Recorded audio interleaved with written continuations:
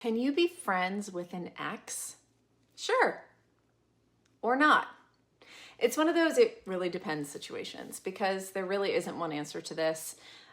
When it comes to past love, future boundaries, it really depends on how you broke up, who you are now, whether there are still lingering feelings, romantic, sexual, resentful, or otherwise. If the breakup is fresh, if you're trying to be just friends, but you're not, then you're not giving your brain or your heart enough time to reset, which can keep you trapped in limbo, no longer together, but not moved on. So from a psychological lens, trying to stay close immediately after a breakup creates an attachment injury.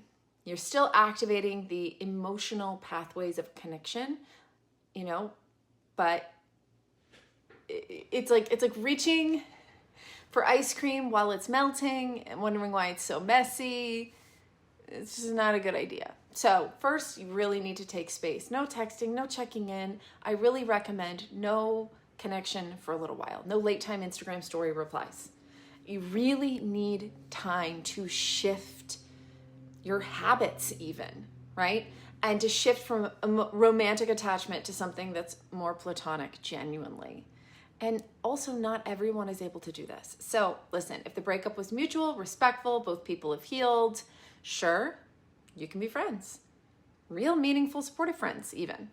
But if there is betrayal, manipulation, major emotional imbalance, or if one of you is secretly holding on, hoping for a reunion, then it's not really a friendship, right? It's like a booby trap, an emotional booby trap. So another layer is your current partner, right? They matter. So you being friends with an ex is something you have to work out. You have to have those conversations with your partner and see how they feel. It's not that you have to, not that your partner gets to make rules for you, but it is important to have conversations and to really understand and hear each other and talk about your own boundaries, their boundaries, what's negotiable.